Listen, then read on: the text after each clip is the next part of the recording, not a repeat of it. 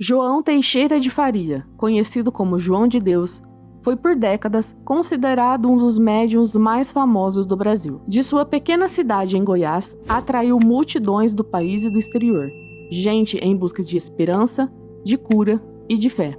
Mas, em dezembro de 2018, denúncias de condutas graves contra mulheres mudaram completamente a forma como era visto. De ícone espiritual a acusado em dezenas de processos, sua história terminou com condenações que somam mais de 480 anos de prisão. Sextou, pessoal. Prepare-se, porque as histórias que você vai ouvir são alertas e memórias que não podem ser esquecidas.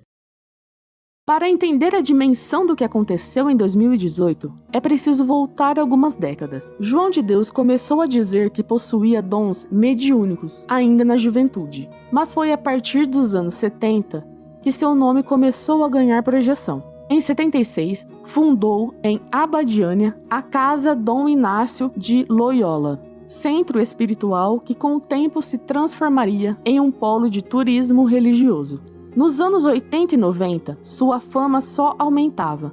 A promessa de curas espirituais fazia com que caravanas inteiras chegassem à cidade. Era comum ver ônibus lotados parando diante da casa. Pessoas de todas as idades e de todas as regiões do Brasil se reuniam em silêncio, esperando por um atendimento que poderia mudar suas vidas. A partir dos anos 2000, a projeção ultrapassou fronteiras. Estrangeiros de dezenas de países começaram a desembarcar em Goiás. A cidade de pouco mais de 10 mil habitantes passou a receber visitantes dos Estados Unidos, Europa, Ásia e África. Em 2010, a visita da apresentadora americana Oprah Winfrey trouxe ainda mais atenção internacional. Oprah descreveu publicamente sua experiência em Abadiânia, aumentando o interesse dos estrangeiros. A partir daí, João de Deus passou a ser visto não apenas como um líder religioso brasileiro, mas como uma figura mundial da espiritualidade. Com o movimento, a economia de Abadiânia mudou. Pequenos negócios prosperaram,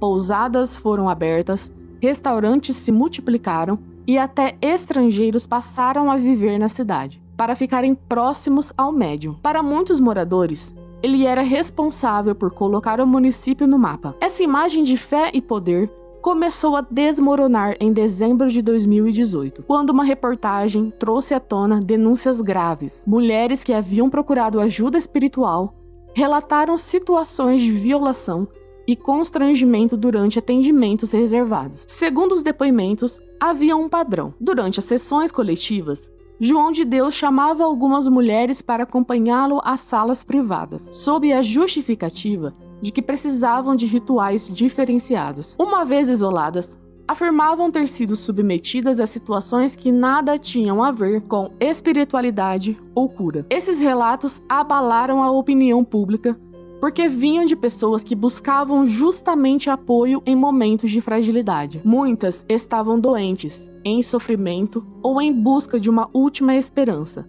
A confiança depositada nele era total, e foi justamente essa confiança que, segundo as denúncias, acabou sendo traída. Entre as vozes mais fortes que se levantaram, estava a de sua filha, Dalva Teixeira. Em entrevista, ela afirmou ter sido vítima desde a infância. Esse depoimento, vindo de dentro da própria família, deu ainda mais peso às acusações. Após a primeira reportagem, o que se seguiu foi descrito como uma verdadeira avalanche. O Ministério Público de Goiás montou uma força-tarefa e, em questão de dias, centenas de mulheres procuraram as autoridades. Até o início de 2019, mais de 300 relatos já haviam sido oficialmente registrados. A dimensão do caso impressionava.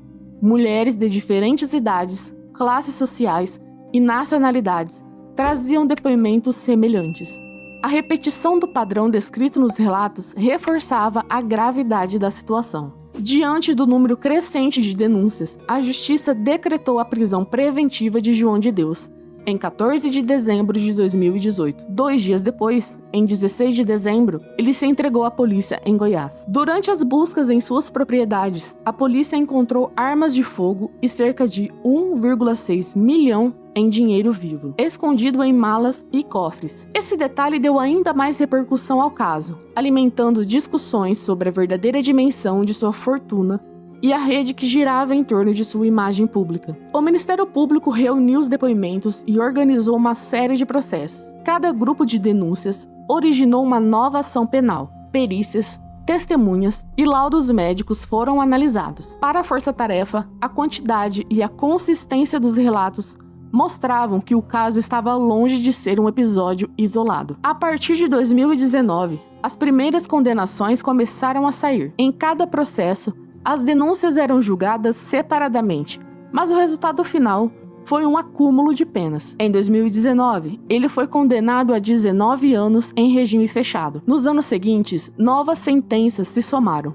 Em julho de 2023, mais 3 condenações acrescentaram quase 100 anos à sua pena. Em setembro de 2023, outra decisão impôs mais 118 anos de prisão. Somando todos os processos já concluídos, a pena ultrapassa 480 anos. Em alguns períodos, por causa da idade avançada e de problemas de saúde, ele conseguiu autorização para cumprir parte da pena em regime domiciliar. Mas as condenações continuam, e os processos que ainda estão em andamento podem aumentar ainda mais esse total. Além das penas de prisão, a Justiça também determinou indenizações para algumas das mulheres, como forma de reparação pelos danos sofridos. A queda de João de Deus não abalou apenas sua imagem. A cidade de Abadiânia, que durante décadas viveu quase exclusivamente do turismo religioso, entrou em crise. Muitos hotéis e pousadas fecharam as portas, restaurantes perderam clientes, o comércio local sofreu um baque que até hoje não foi totalmente superado. Para os moradores, o nome da cidade, antes lembrado como centro de espiritualidade, passou a ser associado ao escândalo. A sensação era de que uma parte importante da identidade do município havia desmoronado junto com a queda do médium.